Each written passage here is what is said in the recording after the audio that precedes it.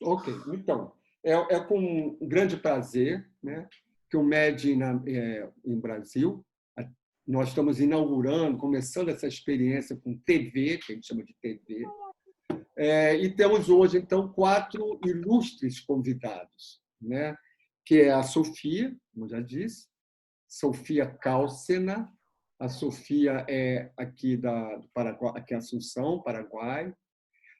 Temos a Simone Silva, que é aqui do Rio de Janeiro, do Santa Marta. Temos o Jaakko Seikkula, que é Finlândia, psicólogo Finlândia. E temos aqui o Itamar Silva, jornalista, formado em jornalismo, e aqui do Rio de Janeiro, também de Santa Marta, né? Como eu disse, né, pode aparecer problemas técnicos, como, por exemplo, 40 minutos acaba a reunião, a gente tem que começar de novo, ou mesmo pane na internet, o sinal cair. Tá bem? Então, a gente já sabe disso. Bom, a temática, né, que a gente vai trabalhar são as práticas dialógicas em diferentes contextos sociais. E aqui nós temos diferentes contextos sociais, literalmente, né? Nós podemos dizer, Finlândia, que é um país que certamente é uma sociedade das mais justas socialmente, economicamente no mundo, né? Um país escandinavo, né? Cujo povo construiu uma sociedade que se diz, né, entre as que tem melhor qualidade de vida. Por exemplo, então, vem de uma realidade própria. A Sofia, Paraguai, vivendo também todas as vicissitudes nossas da América Latina, sabe? Bueno, então, tem a sua especificidade. A Simone, já falamos, e o Itamar, Rio de Janeiro, toda a sua especificidade. Então, que desafios temos hoje, em termos de práticas dialógicas, para enfrentar essa crise atual, né, que é o isolamento social ou o distanciamento social, né, em realidades distintas e, muitas vezes, parcelas da população que já vive no dia a dia o isolamento,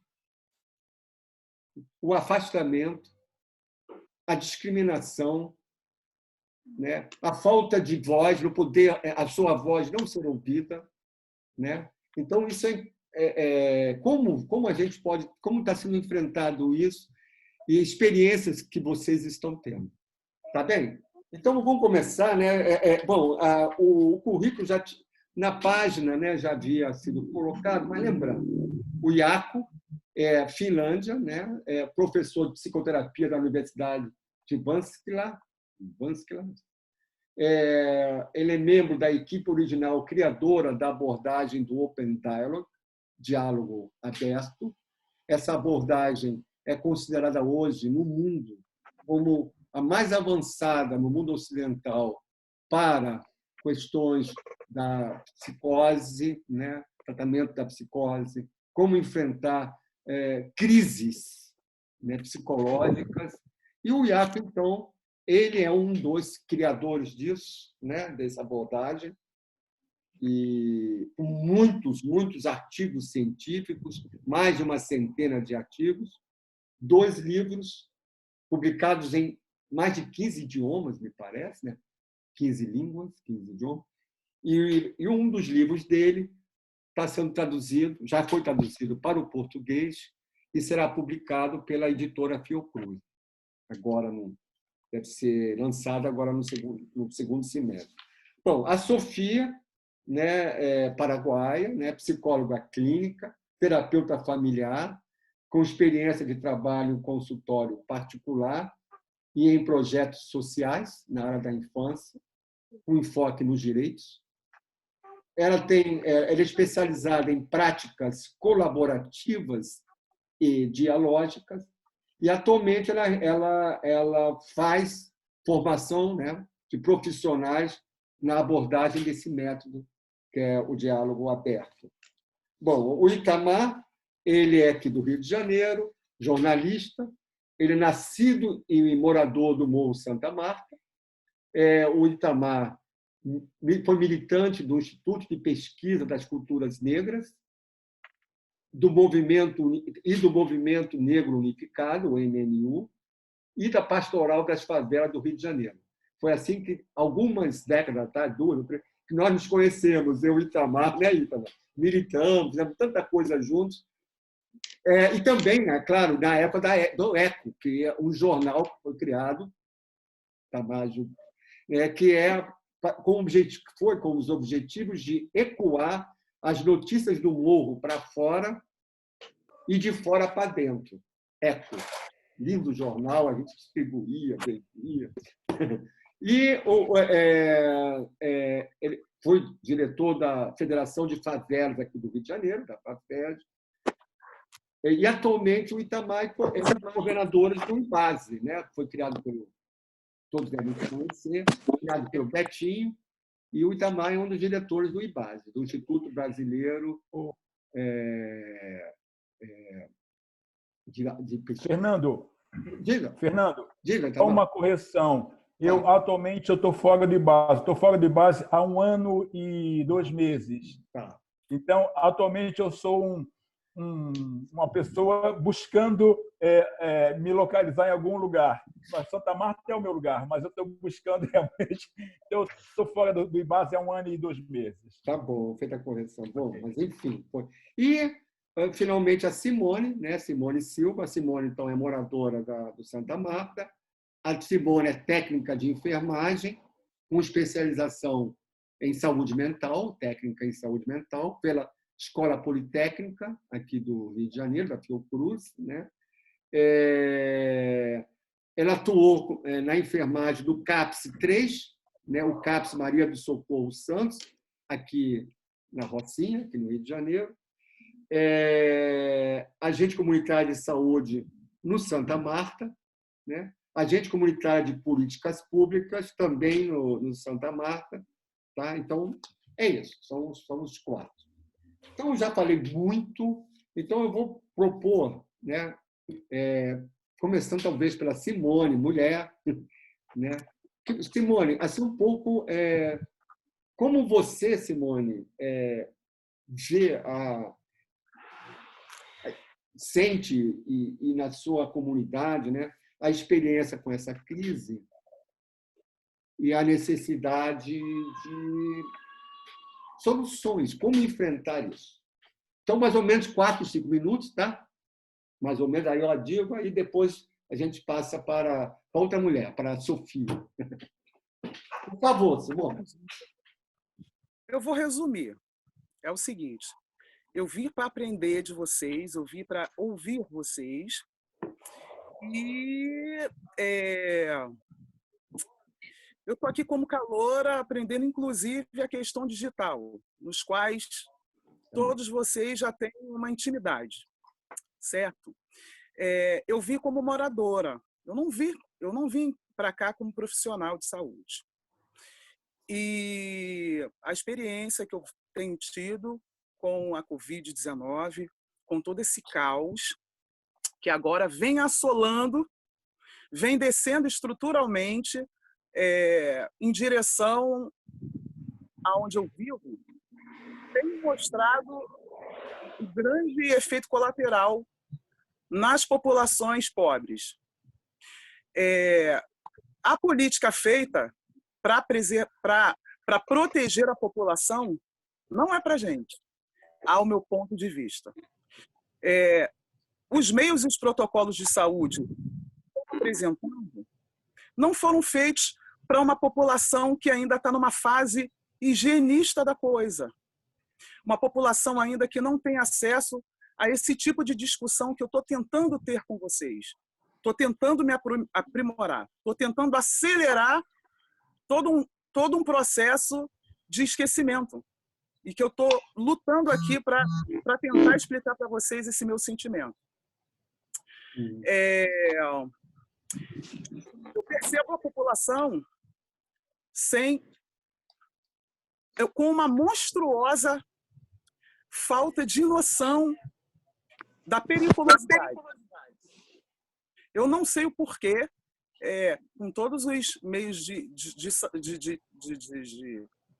transmissão, de comunicação, nós continuamos agindo como se aquilo fosse na televisão, num Rio de Janeiro qualquer. Assim como a gente assiste a novela, assim como a gente assiste o Big Brother, nós vivemos aqui em outro mundo.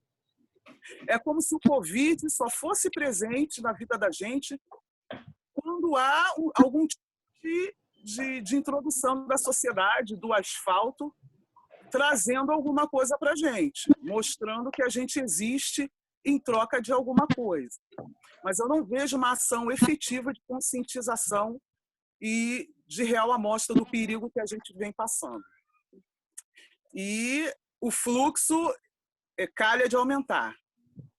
Nós somos usuários do SUS, né? E o que eu temo é esse fluxo nos hospitais públicos. A gente está saindo de uma crise política e eu sou uma das pessoas que sofreram com o desemprego nessa crise do governo Crivella, né? Estou em casa, estou parada, já vai fazer 2 meses, por conta dessa crise no qual retirou 800 profissionais de saúde da linha, 2 semanas antes de promulgarem a quarentena.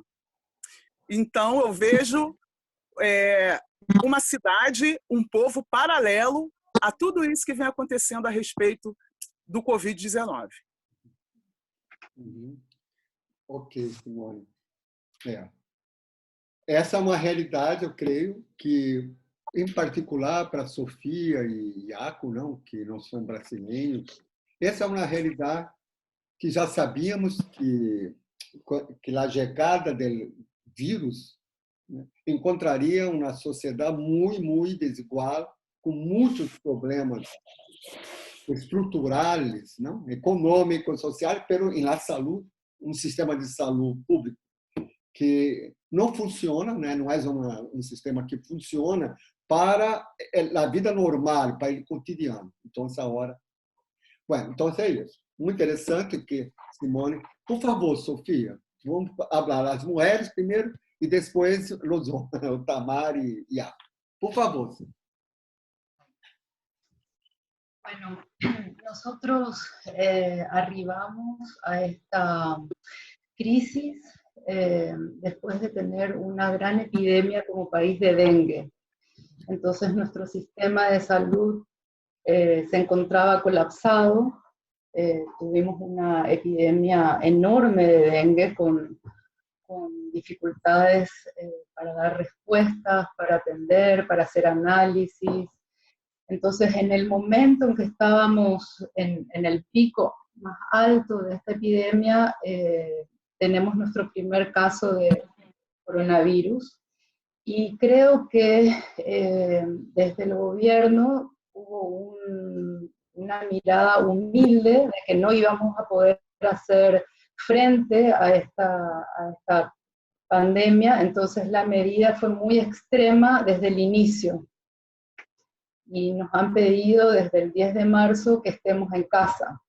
Estamos prácticamente en una cuarentena total, restrictiva, no salimos de la casa, eso significa un cambio muy grande en nuestras maneras de vivir. Entonces creo que el objetivo desde el Poder Ejecutivo es aplanar esta curva. Tenemos poquísimos casos comparado con la región, no tenemos un número de internados, creo que el número de internados hasta ayer era de 3, es un número manejable. Entonces, en ese sentido hay como una colaboración desde la población aceptando estas medidas y nos sentimos como en un equipo, desde el Estado y desde la población. Claro que ficar en casa no es lo mismo para todos. Hacer la escuela en casa no es lo mismo para todos. Hay un 80% de familias que no tienen acceso a Internet o que no tienen una computadora en casa. Y eso implica una desigualdad para poder continuar con las escuelas, así como también tenemos un alto número de personas con trabajos informales o que viven de lo que producen diariamente. Entonces, ficar en casa es un desafío. Al mismo tiempo, yo creo que como psicóloga clínica o como profesionales, tenemos un desafío de ampliar nuestra mirada de la crisis. Porque la crisis no es solo el déficit o lo malo que nos está ocurriendo, y creo que si ampliamos esta mirada y escuchamos otras cosas que están aconteciendo, podemos quizás replantearnos nuevas maneras de convivir para el futuro, cuando pase esta pandemia. Hablando con familias o con personas, nos cuentan lo lindo que es estar en casa también, lo lindo que es compartir, cuidar a los padres o cuidar a los niños, repartirse las tareas, aprender cosas nuevas, tener un tiempo distinto, un tiempo para hacer las cosas más tranquilos, no estar peleados en el tráfico, en la calle. Entonces, creo que si abrimos esta mirada podemos escuchar otras oportunidades de replantearnos cómo vivir después de la crisis. Y nuestro gobierno hizo una invitación a reformular el Estado, reformar el Estado. Y eso claramente tiene que ver con que muchos de los recursos del Estado están destinados para pagar salarios y otras cosas más que tienen que ver con la reforma del Estado. Y yo creo que también esta crisis es una invitación para reformar nuestras maneras de vivir. Una de las cosas también que se siente mucho en nuestro contexto es la solidaridad y la creatividad. Todas las personas están buscando un plan B. ¿Cómo salir adelante? ¿Qué otro trabajo puedo tener si este no funciona? ¿Cómo ayudar a mi vecino que está vendiendo algo? Y eso es algo que se siente. Quizás esto es para empezar, no sé si, Fernando, ¿te parece? Muito bom. Bueno, me parece. O que dizes são muitos retos pero oportunidades que temos agora, não, para desenvolver nossas capacidades de contato, de interação, de encontrar soluções. Por isso eu propongo agora, Tamar, que Iaco abre algum, né? Porque sobre a questão do diálogo, sobre tua experiência, como tu vês, não, como partindo de um outro sítio, não, de um outro lugar, não, nossa realidade, como Simone falou, bueno, Paraguai, e depois nós vamos ouvir Itamar. Pero agora tu, por favor. Buen día a todos. Me encantó este encuentro y gracias por Fernando para organizar. Esta es muy importante. En este periodo he estado todo el tiempo en Paraguay, desde 1 de marzo, que no hay sentimientos como es la vida en Finlandia ahora, pero naturalmente seguir muy exacto qué ha pasado.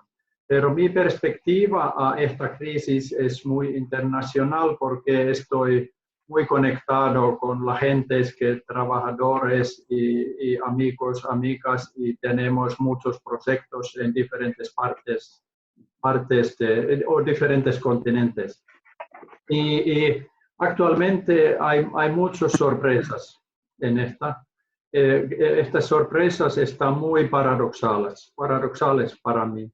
Y naturalmente es un punto de origen es que estamos viviendo en quizás el catástrofe más profundo en todo el mundo, y catástrofe en todas las áreas, catástrofe de enfermedad de salud o catástrofe de quizás estamos en situación donde tenemos una posibilidad de que nuestras comunidades colapsan y en todas maneras.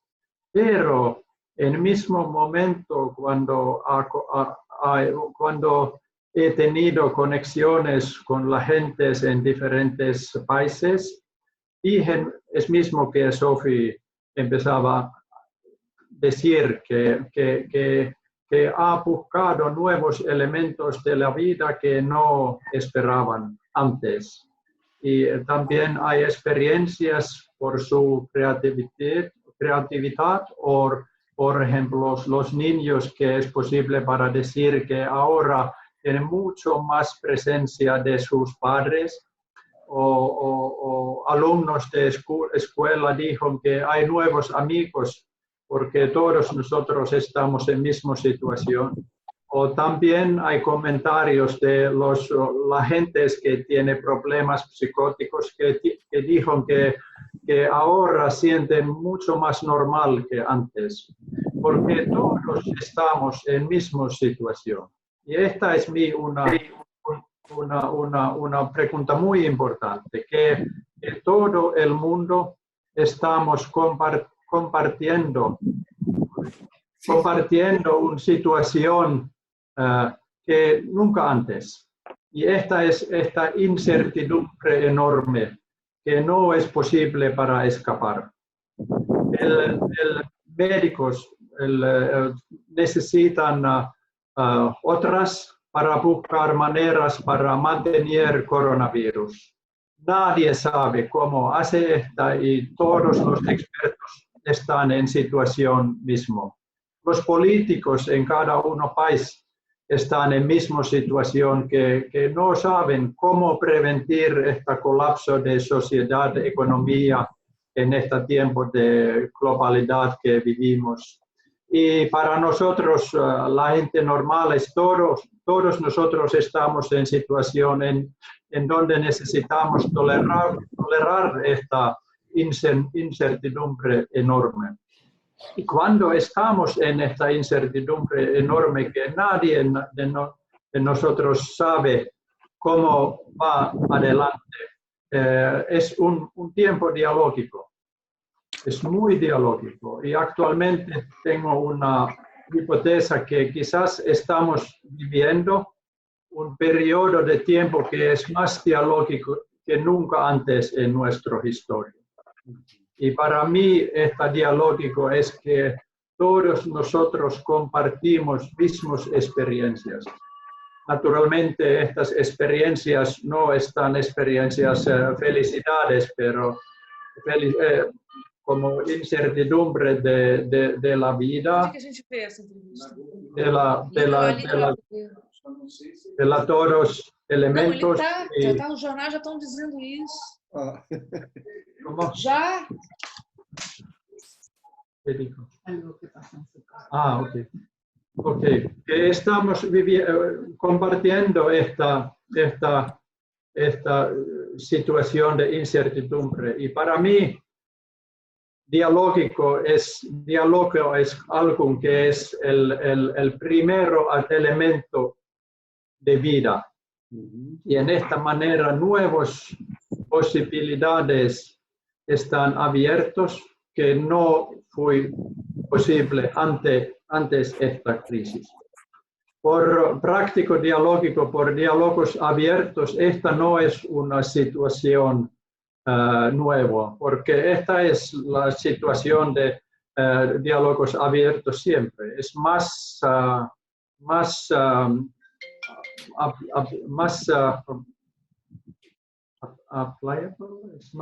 como aplicable en las situaciones más fuertes. Y esta es quizás que tenemos, porque tenemos nuevas opciones. Y un punto más.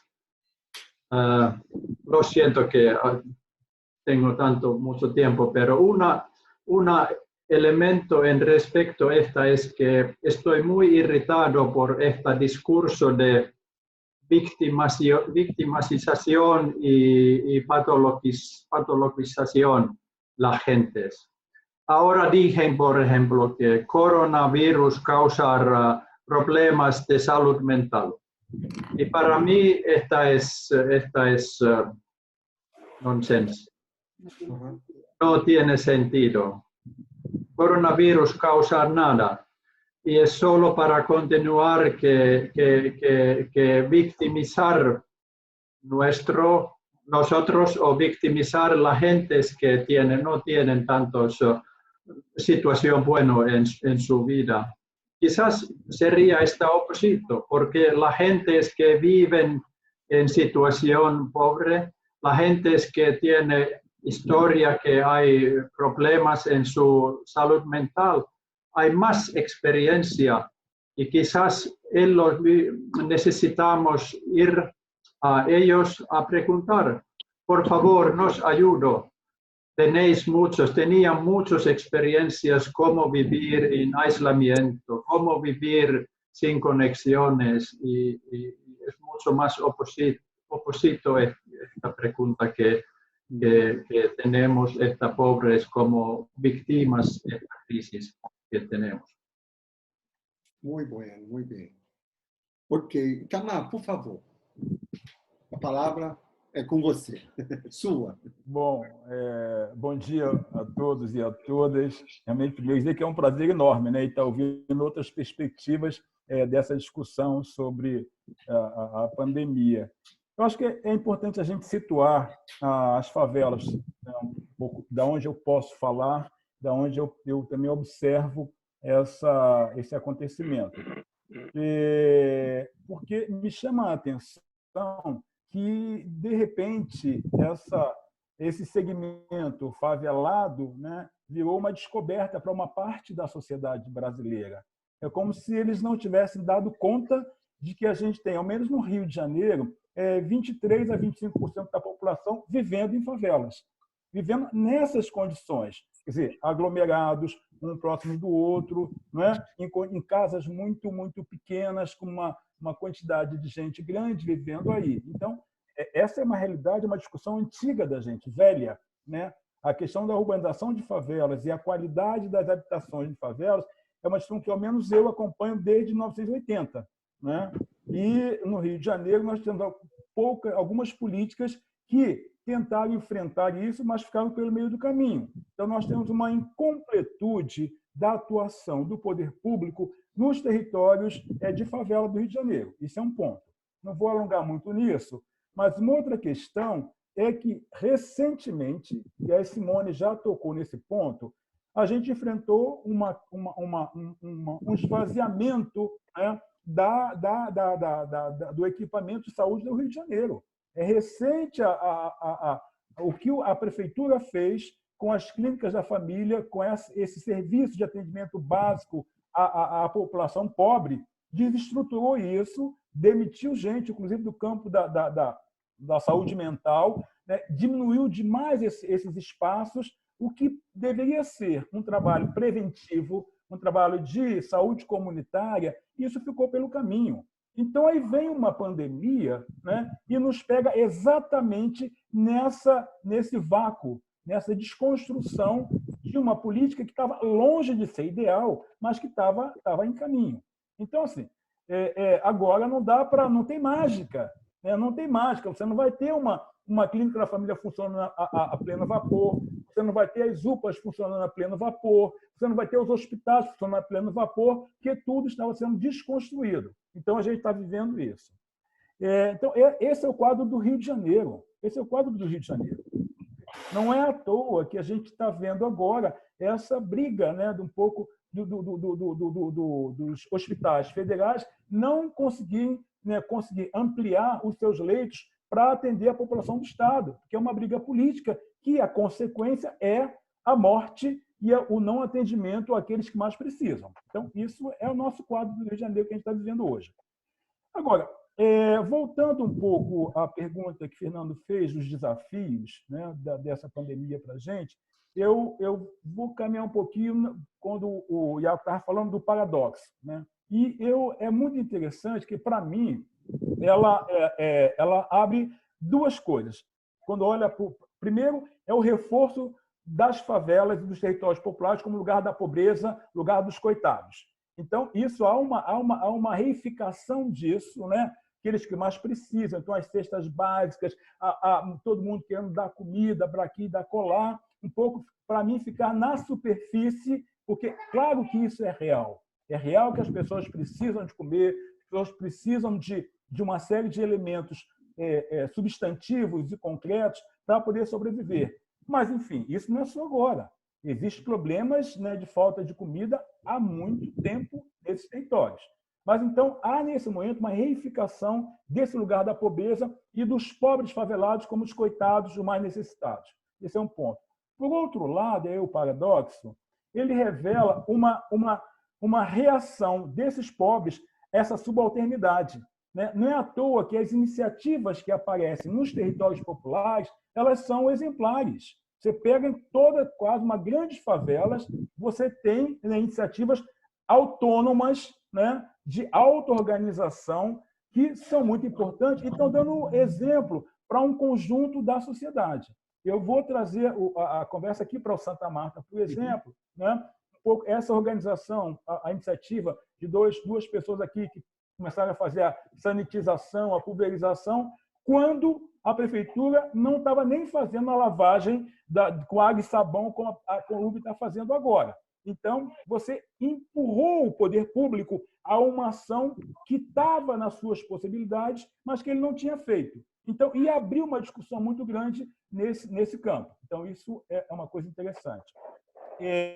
Mesma coisa da organização interna, eu não sei se Simone está acompanhando, mas aqui no Santa Marta, a Associação de Moradores está fazendo todo um trabalho de recolhimento de alimentos, distribuindo cestas, e tem outras iniciativas aqui dentro. Nós, do Grupo Eco, o grupo que eu participo, a gente, por conta do apoio de alguns amigos, a gente também selecionou 50 famílias, e foi o que a gente pôde fazer. A gente queria atuar com essas 50 famílias, não só com a cesta básica, mas olhando que ela precisava de um pouco mais. Então, a gente está dando, além da cesta básica, um vale de R$90, que a gente está chamando de vale gás. Mas essa ideia é que ela pode comprar qualquer coisa, pode comprar gás, pode comprar legumes, pode comprar carne, o que ela quiser. Porque eu acho um equívoco achar que os pobres só podem arroz, feijão, fubá, açúcar e ponto, né? Só que pobre também tem outras necessidades. Então, isso. E a gente escolheu aqui também, a partir dessa experiência do Grupo Eco, focar nos carregadores. O Santa Marta é uma favela íngreme, né, que está na encosta, e tem muitos carregadores, gente que perdeu o emprego, desempregado, que faz o trabalho de carregar coisas para um lado e para o outro. A gente, nesses 50, a gente elegeu ao menos 11 carregadores e que a gente está pagando o trabalho deles para entregar as cestas. Então, é uma forma de a gente remunerar esses trabalhadores e também fazer a entrega a domicílio e impedir a aglomeração na hora de distribuir. Então, essa é uma experiência. Conheço outras experiências que estão acontecendo fora do Santa Marta, né? A gente olhar, por exemplo, para toda a região da Maré, a região de Manguinhos, que tem, e Fernando sabe disso, a aproximação com a Fiocruz, né? Tem a iniciativa do painel, né? Tanto o painel formal, que está lá grande em Manguinhos acontecendo, mas tem também dentro da própria Maré uma iniciativa muito, muito caseira, que é colocar nos muros da favela monitoramento do número de infectados naquela região. Então, isso são pequenas iniciativas em que essa população desses territórios está exatamente reagindo e mostrando de que ela é mais do que só a pobreza, ela é mais do que só a falta da comida. Ela tem uma iniciativa, ela tem um pensamento crítico sobre qual é o seu lugar nessa sociedade. Então, acho que isso é uma coisa bacana. Por outro lado, saindo dessa questão, eu quero também concordar com a Simone de que ainda a questão do isolamento ou o afastamento social, ele é um grande desafio ainda para os moradores de favela.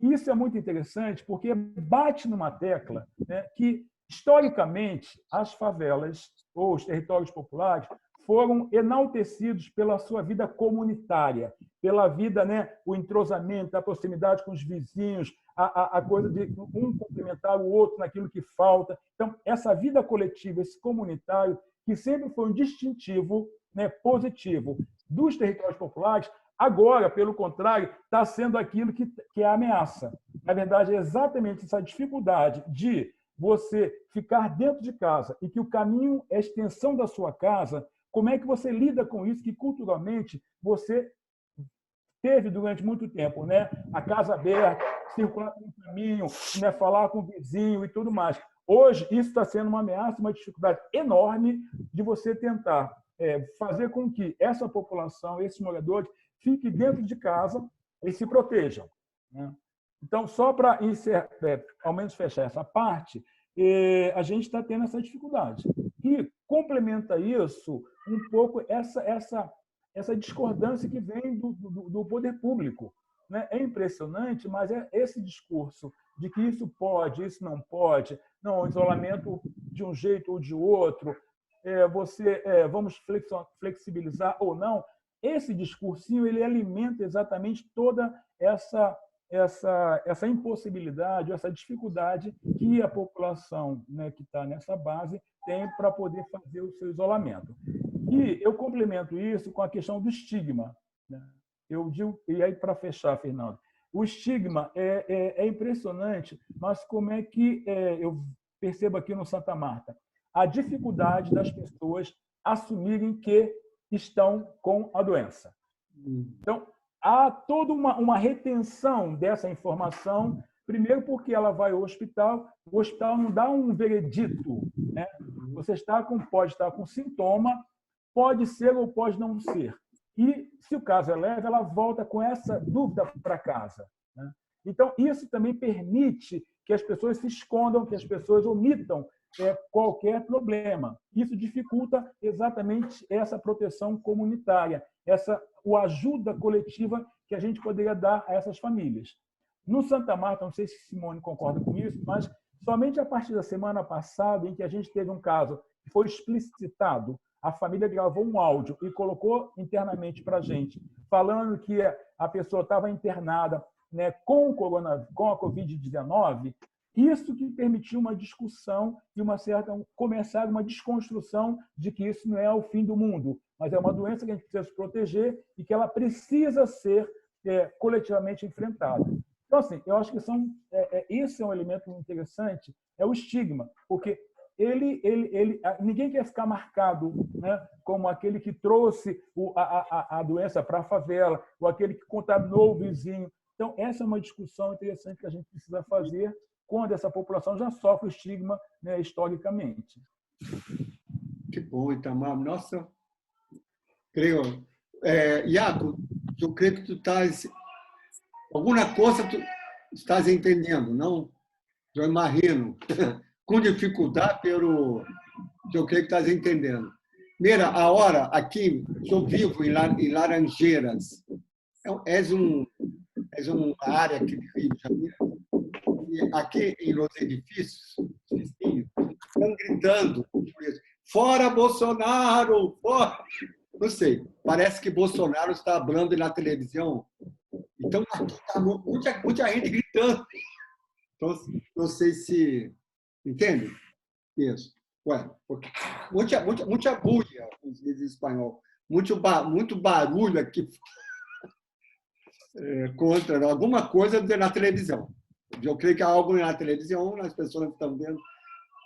Vira, fora Bolsonaro. Bueno, Itamar, foi muito interessante que o Itamar colocou. Bom, Simone, todos. Não sei, pelo tempo, né, não tem tanto tempo, talvez se possa abrir para quem está na sala, perguntar um ao outro. Não é melhor? O que te parece, Sofia? Que as pessoas podem falar umas com as outras. Por exemplo, Holmes pergunta alguma coisa a Itamar, ou a Camila, Iaco, Renata, para não... Ok? Que parece? Parece bom? Porque não é uma coisa formal. Eu gostaria de fazer uma pergunta a Sofia. Pode falar em português ou espanhol? Como você queira. Sim. Sofía, gracias a usted, a Iaco por hablar en español, porque hablar finlandés no está a nuestro alcance. Entonces, sobre su conexión entre lo que pasa en las pláticas dialógicas, en esa mudanza, ese cambio necesario de cómo hacer política en el sentido más griego, más primordial, en el sentido de nosotros todos participarmos de América Latina, vamos a decir, la manera de pensar de América Latina, no de Escandinavia. Escandinavia para nosotros es un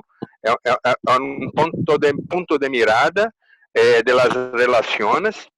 La práctica dialógica, como Jaco piensa, yo creo que no podría brotar, nacer acá en América Latina, pero es nuestra manera cordial latina de relaciones, cómo cambiar para esa apariencia cordial, para de facto una forma de pensar la alteridad, que yo pienso que puede ser la gran contribución de esta crisis mundial sin precedentes. Como hacer la práctica dialógica ser de facto acá, en América Latina, una manera de las personas que están vivas en el comando de política, pensar como algo necesario para ellos mismos, para la sobrevivencia del Estado. Bueno.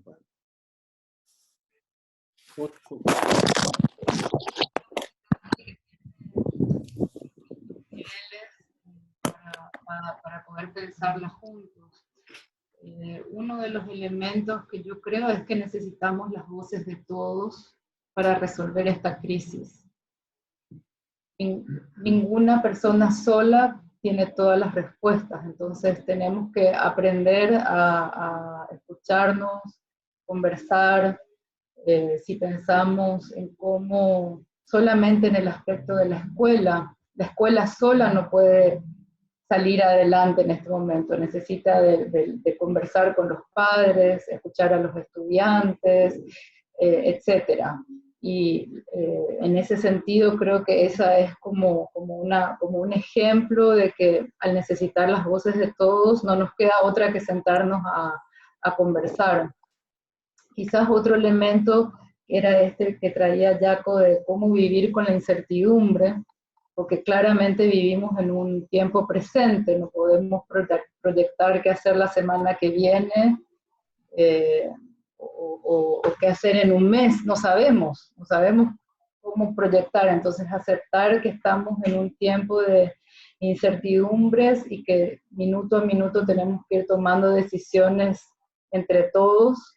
Me parece que ese es otro ejercicio de práctica dialógica que se puede dar desde las casas, con los terapeutas, en el Estado. Esas son algunas de las ideas que se me ocurren con relación a tu pregunta. No sé si vos querés sumar algo de... Sí, un tema muy interesante y muy importante. Para mí Latinoamérica es como un lugar ideal para práctico dialógico, y por dos respectos especialmente. Práctico dialógico incluye que todo el tiempo trabajamos juntos con la red de la gente que necesitan ayuda, y trabajar con familias, pero también con amigos, redes amigos, red de vecinos y etcétera. Y segundo elemento, que todo el tiempo trabajamos juntos con equipos profesionales, no tiene tanto idea por esta expertise, que es solo único terapeuta que trabaja con único paciente o con único familia, pero para mí parece que es muy natural por las profesionales que yo conozco aquí, están juntos en colaboración con nosotros. En estos dos elementos está muy diferente en respecto a Europa, por ejemplo. En donde empezamos esta práctica dialógico, principalmente en Laponia, en Finlandia, es un poco lo mismo como Latinoamérica, porque es muy social, y no tuvimos tantas posibilidades para expertos, pero necesitarían nosotros todo el tiempo a trabajar juntos. Y creo que en esta manera, también en esta crisis, Latinoamérica realmente tendría mucho más opciones para desarrollo esta perspectiva dialógica, que abrir recursos que no entendemos antes. Otro elemento que yo sumaría es que todas las emociones están siendo validadas, pueden ser validadas y aceptadas como humanas, y no distinguidas como esto es enfermedad, o esto es bueno, o esto es malo. Hoy tenemos como más permiso, y eso es una oportunidad desde las prácticas dialógicas, como ir aprendiendo en esta crisis, para hablar fuerte y decir tengo miedo, o también decir me siento aliviado de que puedo hacer menos cosas, o estoy muy preocupado con la cuestión económica. O sea, es como que todo lo que nos está pasando no tiene el filtro, porque lo podemos decir abiertamente y sabemos que los otros, hablando de la alteridad, nos pueden entender. Y conversando con algunas personas que han tenido alguna experiencia psicótica, de donde se han aislado o se han sentido discriminados o estigmatizados, estas personas dicen, yo ahora entiendo que puedo hablar de lo que me pasa porque a la gente le está pasando lo mismo que a mí me pasó antes. Entonces creo que en esta relación con el otro nos estamos permitiendo compartir más lo que sentimos. Eso creo que es también un elemento de las prácticas dialógicas. Certo, bueno. Alguma outra pessoa? Eu queria falar. Por favor, Renata. Quero agradecer, né, muito essa oportunidade. E realmente é muito legal, né? Ontem eu recebi uma live como essa, assim, do Coral da Cruz, dos integrantes do coral cantando uma música linda, tão bonito, né? Essas possibilidades que realmente se abriram, né? Com as redes, né? E essas tecnologias aí. Bom, eu estou, assim, realmente muito preocupada com uma questão que diz respeito à vida cotidiana nas favelas. Né? Porque acho que a pandemia ela traz de forma muito aguda, né, a necessidade, ela coloca em questão, né, a necessidade que o ser humano tem de trabalhar, não só para sobreviver, mas para se sentir vivo, para se sentir em diálogo com o mundo, né? Então, ele traz muito essa identidade da pessoa. E aí eu fico, assim, pensando no conforto da minha casa, né? Eu estou aqui fazendo home office desde o dia 16 de março, né? Como é para as pessoas terem que ficar em casa sem poder ir para o trabalho, elas são privilegiadas de apenas sentirem a falta do ambiente de trabalho, alguma coisa. Mas, assim, no fato de elas não poderem trabalhar, isso se sustentar, né? E, assim, aqui no Brasil é um fato que, inclusive, sumiu do noticiário, eu não ouço mais falar, que a violência doméstica explodiu. O nível de estresse dentro de casa, por mais que a gente se esforce para ter um bom ambiente, né? Acredito que todo mundo, de alguma forma, faça esse esforço, mas nem sempre isso é possível, né? Então, assim, eu fico curiosa de saber o que o diálogo aberto, né, essa proposta, teria a contribuir para que a gente refletisse e pensasse de cuidar dessas questões mais potentes, né? Outra coisa que eu fiquei pensando também... Não, mas eu acho que só aí para não ficar muito... ocupar muito. Tá bom. É isso. Itamar, diga algo. Ih, saiu o teu som. Está sem som.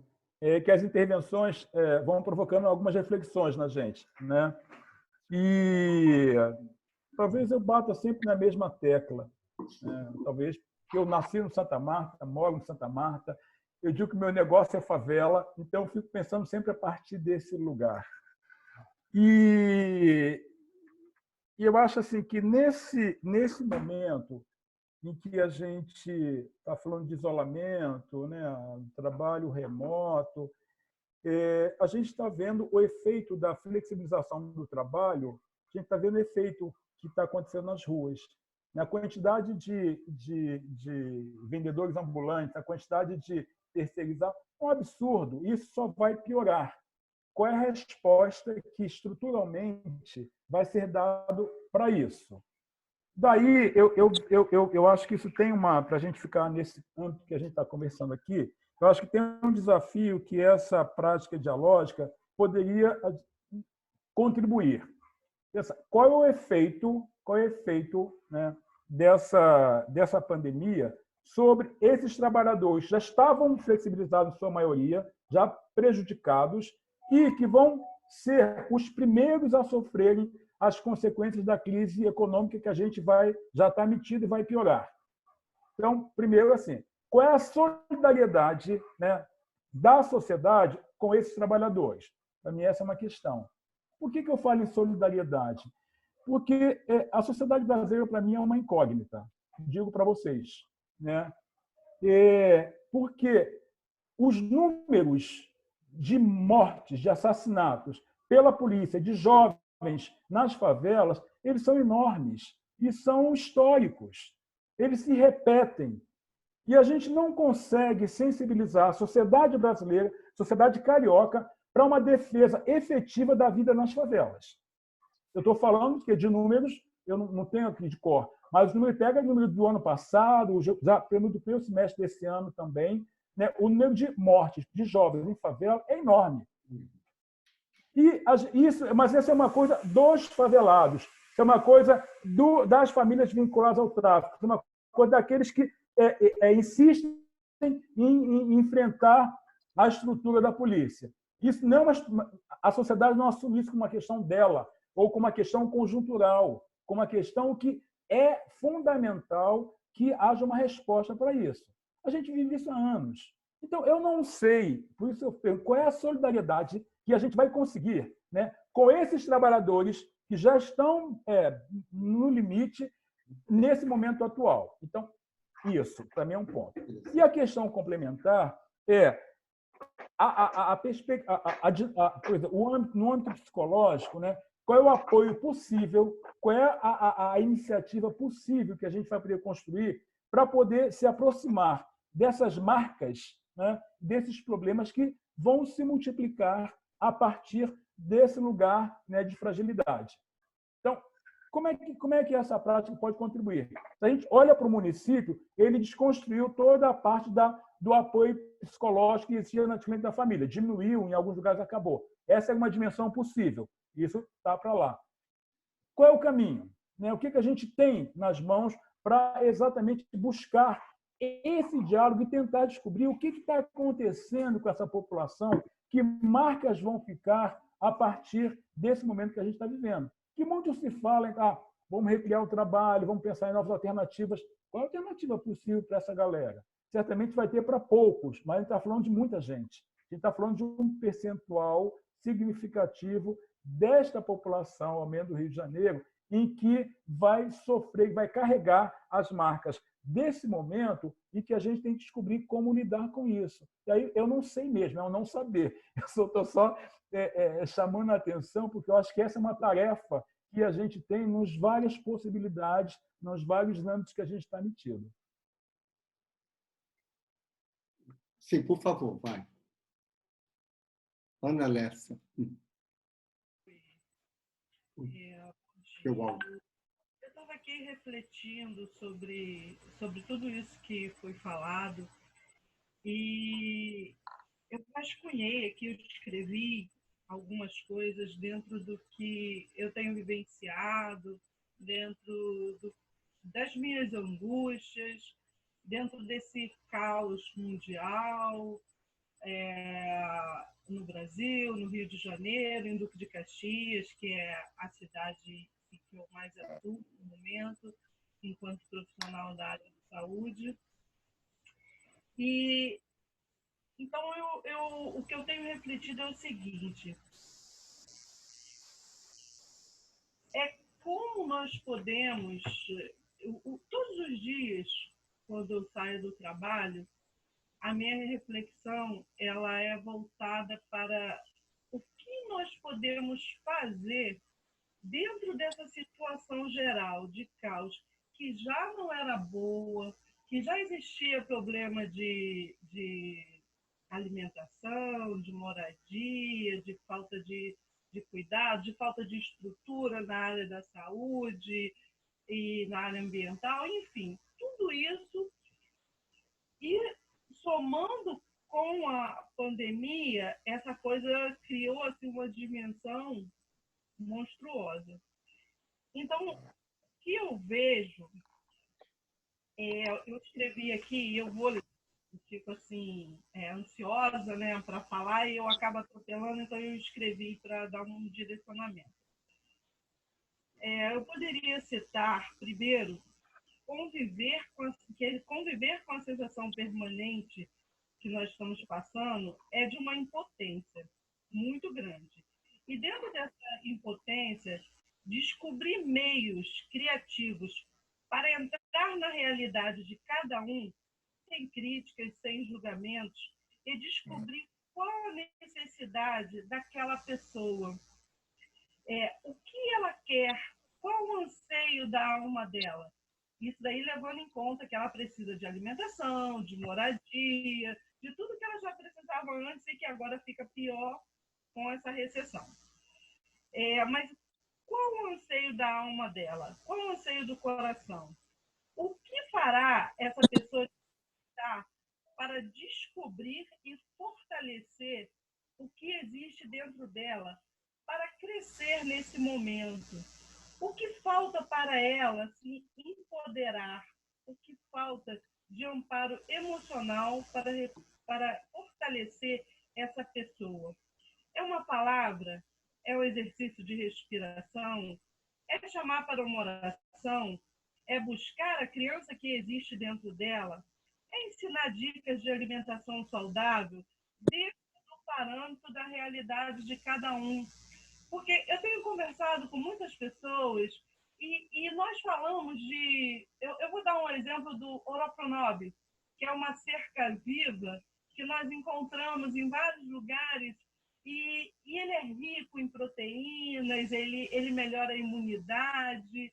E eu vou citar também alguns chás que a gente tem, às vezes, no nosso quintal, por onde a gente passa, e que nesse momento de opressão emocional que nós estamos vivendo, nós não lembramos dos recursos que nós podemos nos à mão e que nós podemos lembrar para aquela pessoa que ela tem essa oportunidade. Sabe por quê? Eu vou trazer um momento de fragilidade de cada um de nós. Às vezes, a gente que tem esse saber tão maravilhoso dentro da gente, quando a gente adoece, a gente precisa ligar para a avó, ligar para a mãe, para falar, eu estou com dor de barriga. O que eu tomo? E aí ela fala assim, olha, no seu armário tem um chazinho que pode ser de louro, que pode ser de erva cidreira, e você vai lá e lança a mão. E aí você pensa assim, que burra, eu sei de tudo isso e precisei ligar para minha avó, precisei ligar para a vizinha para buscar esses recursos. Então, são esses recursos humanos que estão dentro de nós, de mim, de cada um de vocês, de cada um daqueles que seguem vocês, que estão fazendo muita diferença nesse momento. E, assim, me emociona muito que existe esse arsenal dentro da gente e a gente pode estar paralisado com medo. O medo está ligado ao rim, à energia vital. O medo paralisa, o medo não te deixa agir. Então, eu tenho feito um exercício constante para colocar o meu agir, porque eu também tenho muito medo. Todos os dias que eu saio para o hospital, para o posto de saúde, eu fico pensando como eu vou chegar, qual tipo de orientação. Eu não vou tocar, eu vou fazer uma missão, o que eu posso fazer? Então, é essa descoberta do que nós temos para o outro e que nós não estamos usando nesse momento, em outros momentos, faz a diferença. Às vezes, aquele outro precisa ouvir assim, olha, você precisa de pegar o seu telefone, você não quer contato com nada, pega o seu telefone e manda todos os dias 2 mensagens de motivação, de conforto para o seu amigo. E aí, quando essa pessoa entra em contato com aquele amigo, e ela se sente útil, porque aquele amigo às vezes pode ser pior do que ela se empodera. E aí essa rede cresce, essa rede humana, que já está sendo tão grande, ela pode ampliar cada vez mais. E eu vejo muito isso acontecendo nas favelas, nas comunidades, e rompendo essa negação. Porque nós estamos vivendo no meio de uma negação muito grande, que no início as pessoas não queriam acreditar que elas teriam que lançar a mão de tudo que existe dentro dela, de tudo que ela aprendeu para ajudar no todo. E agora que a gente já viu que é além do que a gente pensava, nós temos que pensar nesses recursos para agora e para além pandemia. Eu acho que é isso. Sayano. Alguém mais? André, você tinha levantado a mão em algum momento? Sí, hola. Soy brasileño, pero estoy hablando de Argentina, donde estudio medicina en Rosario, y me llama la atención básicamente 3 cuestiones. Acá en Argentina tenemos la cuarentena muy fuerte. El gobierno cerró todo, estamos cerrados en casa, podemos salir para ir a supermercado, a farmacia, y la obligatoriedad de utilizar las máscaras, tapabocas. Si no se usa, se puede tener una multa de 6.000 pesos. Entonces acá está bien fuerte la cuestión de los cuidados. Y cuando miro para Brasil,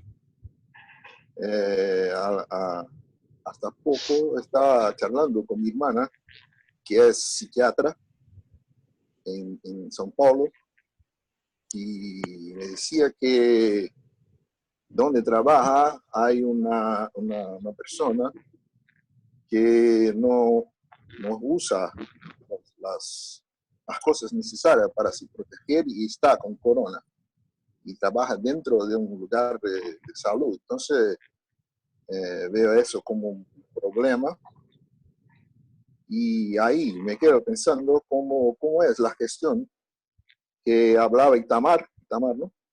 De la población en la favela, y hablaba de la cuestión de un audio que fue compartido y que ahí este audio hubo una cosa que las personas empezaron a pensar que podrían estar trayendo la enfermedad para dentro de la comunidad. Y ahí me trae el pensamiento de cómo utilizar las herramientas de Internet, de cómo ahora estamos haciendo para ayudar a las personas a tener un poco más de cuidado, además de traer un poco más de confort para las personas. Y pensando ahí, me recordé que hay los más viejos, los más grandes. Tengo una persona muy amada que tiene 80 años, y no consigue estar en casa. Necesita salir, necesita hacer las cosas que estaba acostumbrada. Y ahí esta persona tiene alto riesgo porque además de tener 80 años, tiene diabetes, tiene problemas vasculares, hipertensión. Entonces, ¿cómo podemos traer a esas personas una manera de sentirse bien sin estar ansiosas? ¿Cómo podemos explicar a esas personas?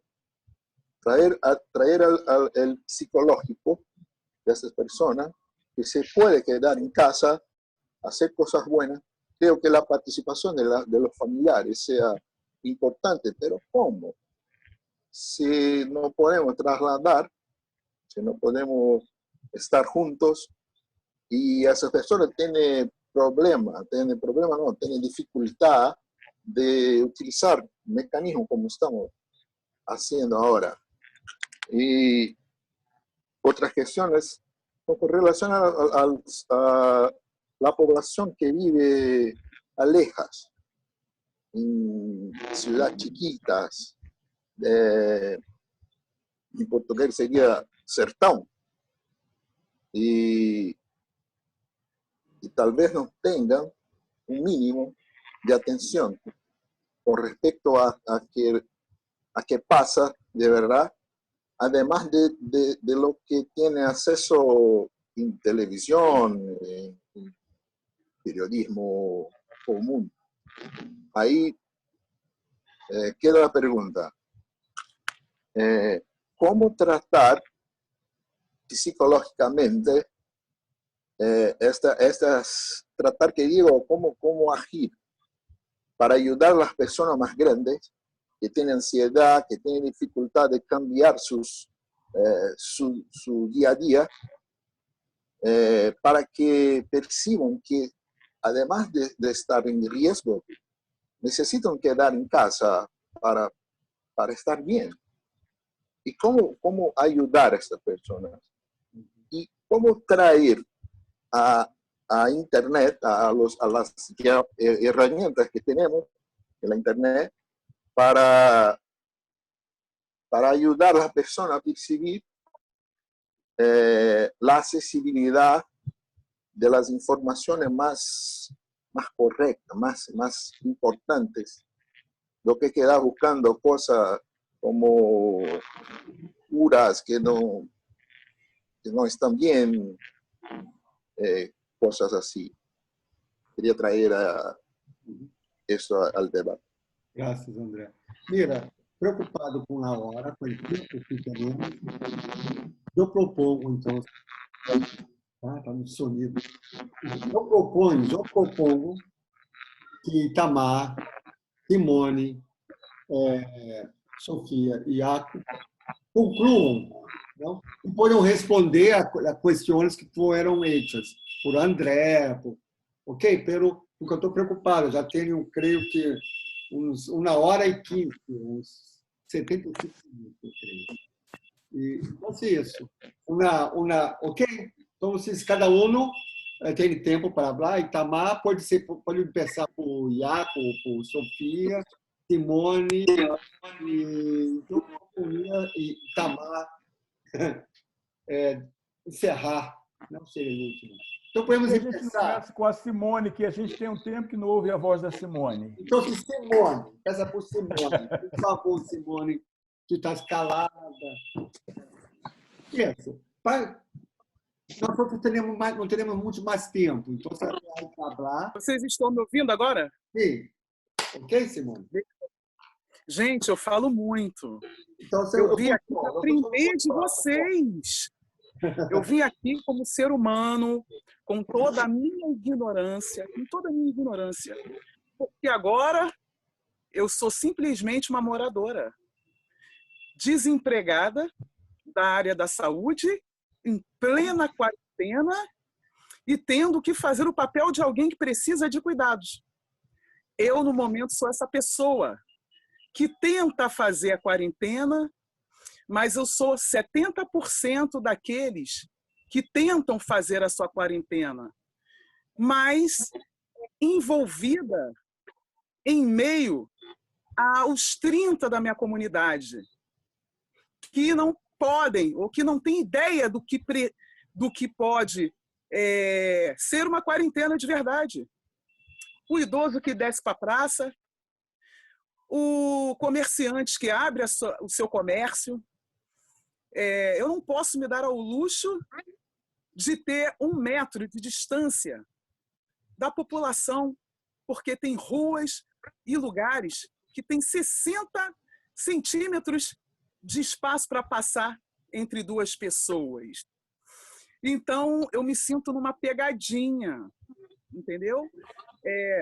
Estou aqui para ouvir dos especialistas, dos profissionais, o que eu posso fazer para me ajudar, para ajudar e tentar conscientizar as pessoas que têm a consciência de apenas sobreviver.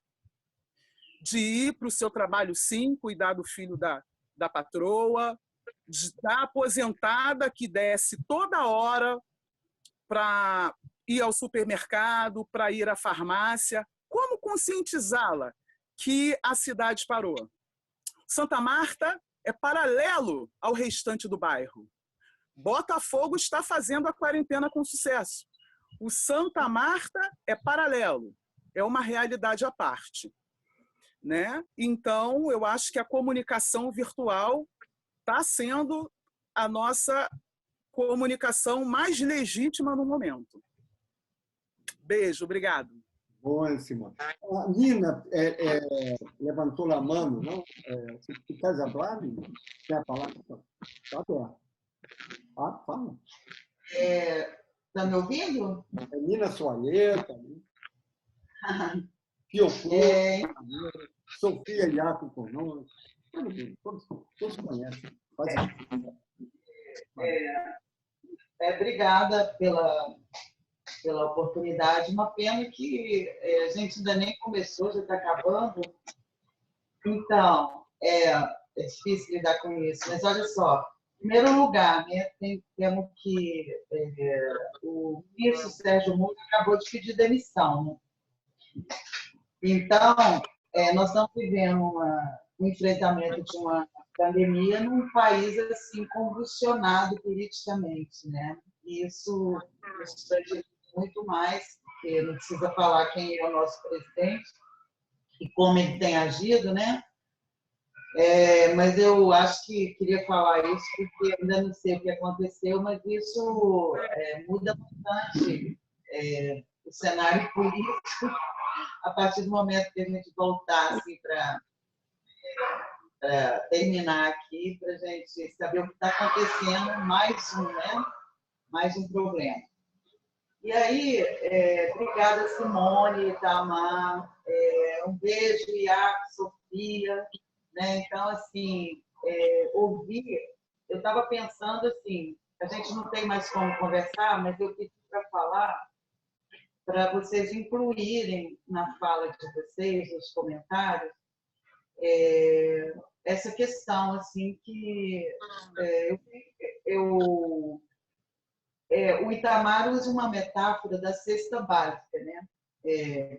E eu achei muito legal assim essa metáfora, né? Porque quer dizer, a cesta básica é uma coisa concreta, mas assim ele fala assim que a favela, as periferias, e aí Santa Marta é uma comunidade muito própria, né? Assim, nós temos as periferias, morro, não morro, a Zona Sul tem o morro, na Zona Norte tem a favela horizontal.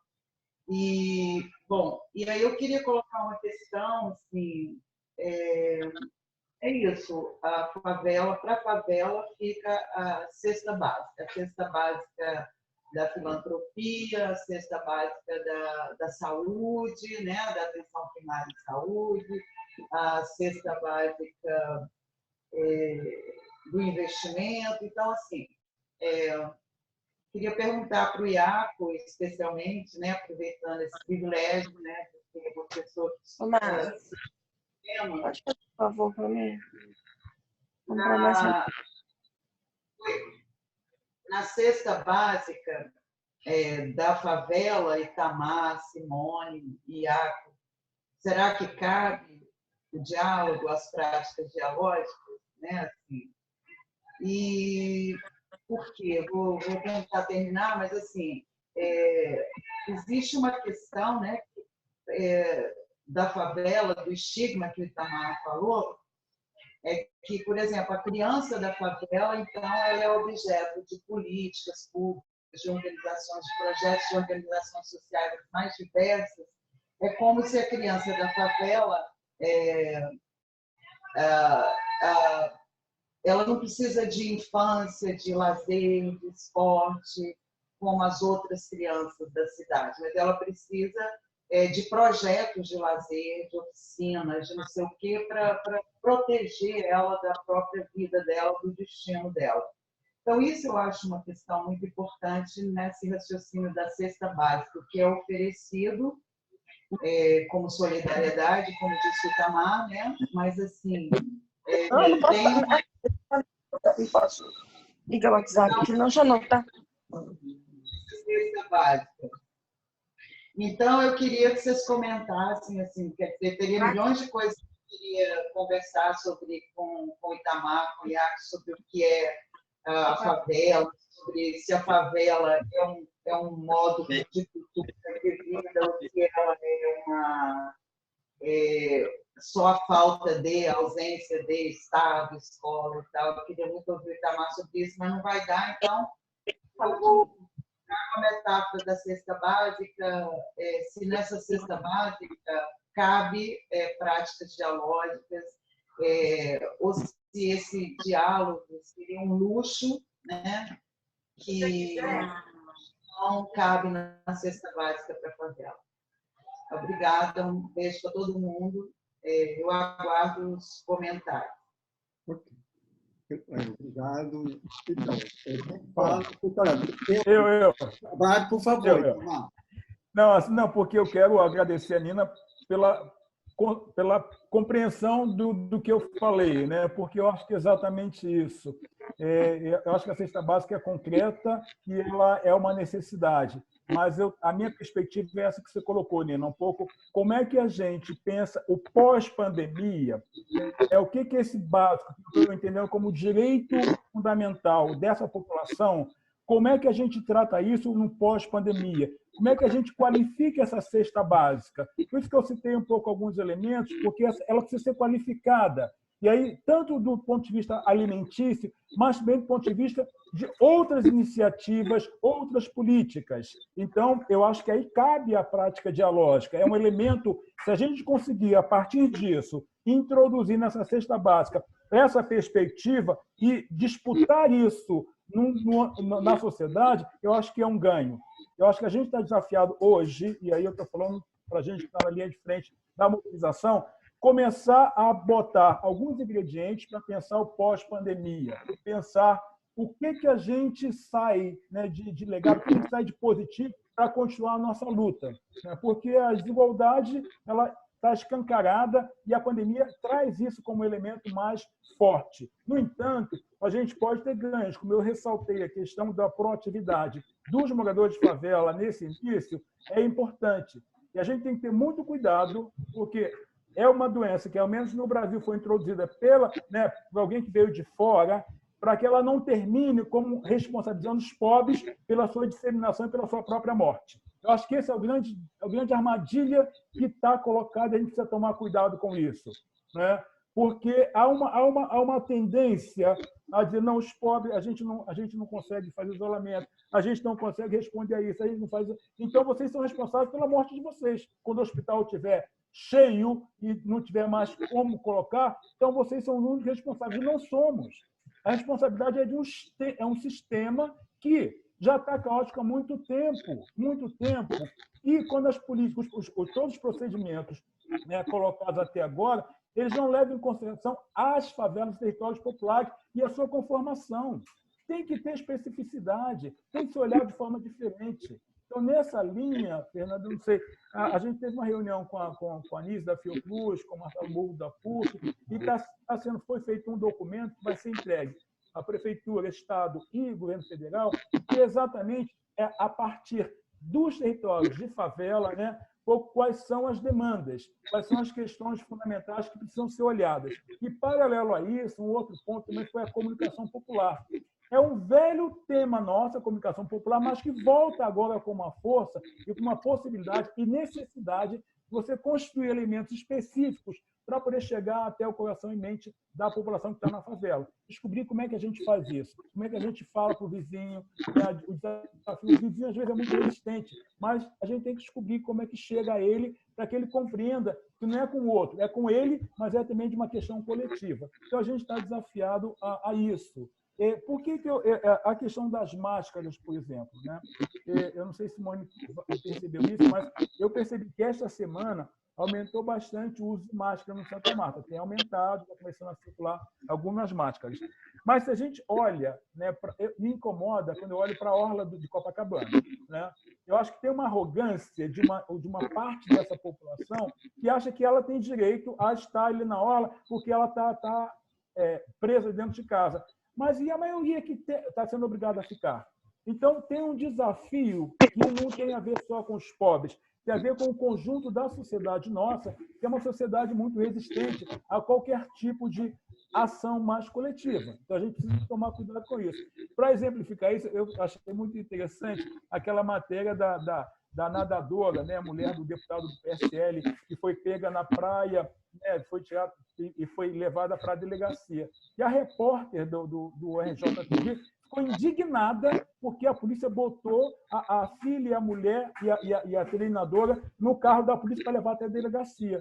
Eu fiquei pensando, gente, mas como é que elas foram para a praia, elas não pisaram na areia? Quer dizer, elas voaram e foram jogadas dentro da água. A primeira é essa. Depois, elas foram acionadas várias vezes para sair, não saíram, elas peitaram a polícia. Como é que a polícia ia levar? Tinha que pegar um táxi, chamar um Uber para levar aquelas senhoras para lá, porque elas eram mulheres de deputado e tudo mais. Então, são pequenas reflexões que a gente tem que fazer com essa sociedade nossa, entendeu? Porque ela é muito desigual e desigual nos procedimentos.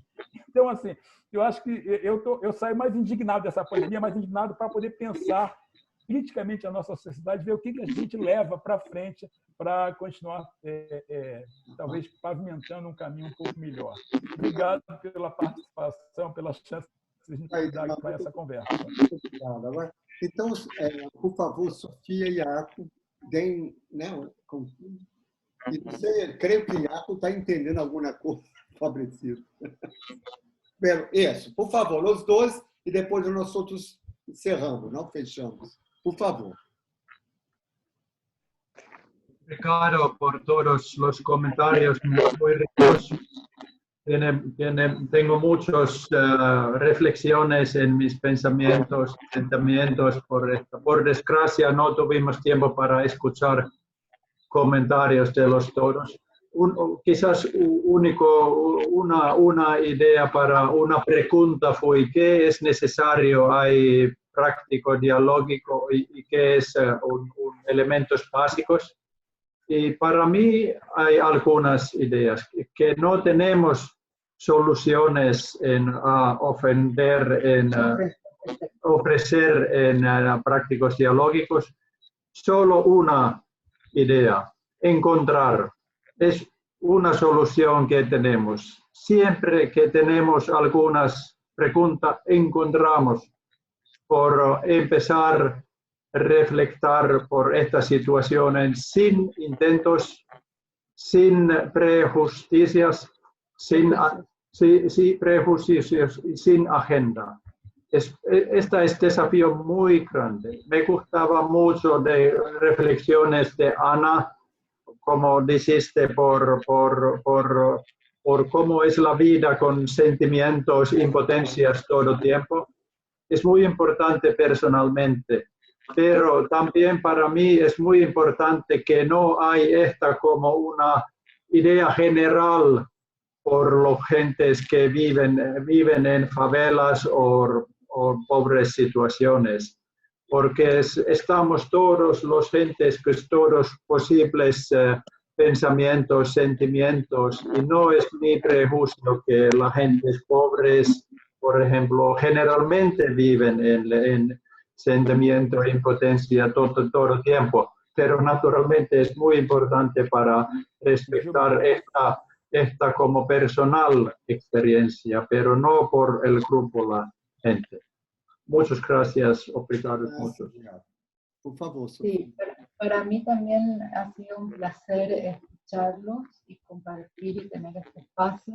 Me quedo pensando en la pregunta de Simone, cuando ella dice, yo soy una moradora y vengo a pedir ayuda, y pensaba que de lo que conversamos hoy entre todos puede ser algún elemento que pueda ser de ayuda para esta pregunta de Simone. ¿Qué de la manera en la que conversamos hoy, cuáles de los temas de los que hablamos hoy deberían seguir siendo conversados, con quiénes, de qué forma? Me quedo pensando en esa cuestión que puso Simone sobre la mesa. Bueno, mais ou menos na hora, 1h30. Graças, Sofia, graças, Iaco, muitas graças, depois continuamos a falar. Isso está sendo gravado, não? Então a gente depois vai disponibilizar na página do MED Brasil, www.madin Brasil, BRASIL. MED está em inglês, porque a origem é nos Estados Unidos, com o nome MED, de louco,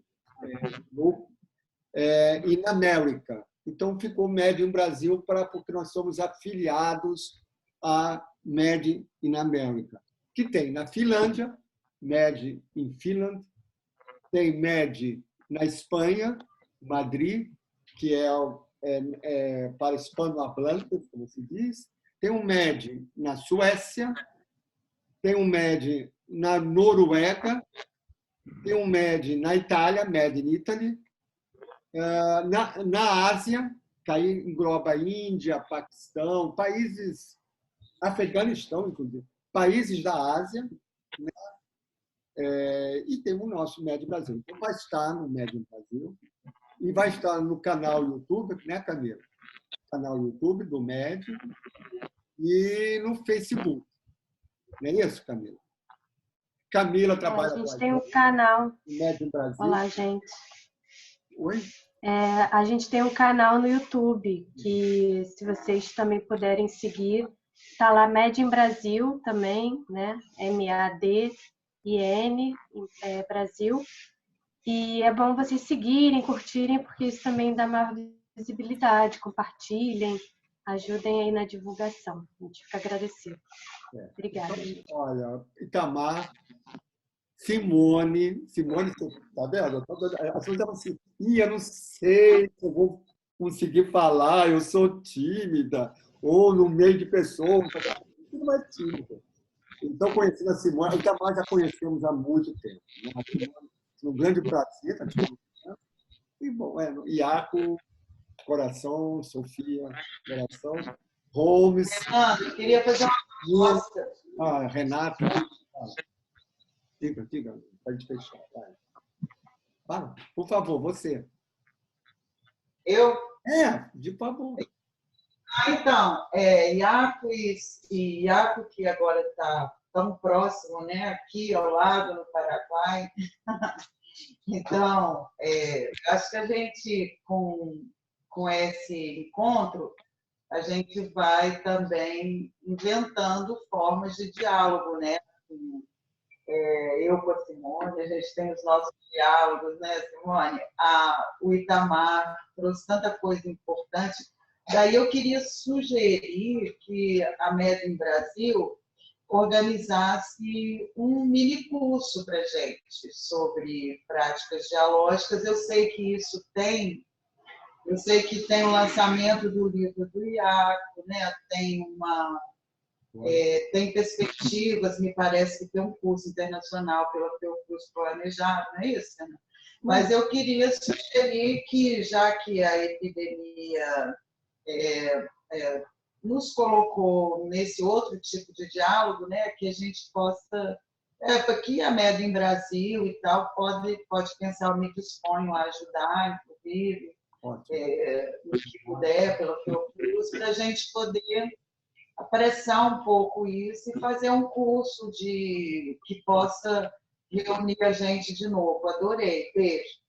Beijo. Então, depois falamos com calma, né, Simone, Jaco. Isso é um plano. Né? Há um plano já antigo, o Iaco, de um curso na Fiocruz. E temos que amadurecer, porque agora talvez tenhamos outras condições. Hablamos. Pero certamente a hora, bueno, com essa tudo não saber. Mas Iaco, o lançamento do seu livro, né, estava programado agora segundo semestre, aqui em Rio, Fiocruz. Tudo teremos que... Tudo está a hora, não sabemos, né? Não sei. Que nós outros estejamos vivos, então, manteremos vivos, cuidando-nos. E, bueno, graças a todos, um beijo para todos e nos vemos próximamente. Tchau, Tamar, tchau.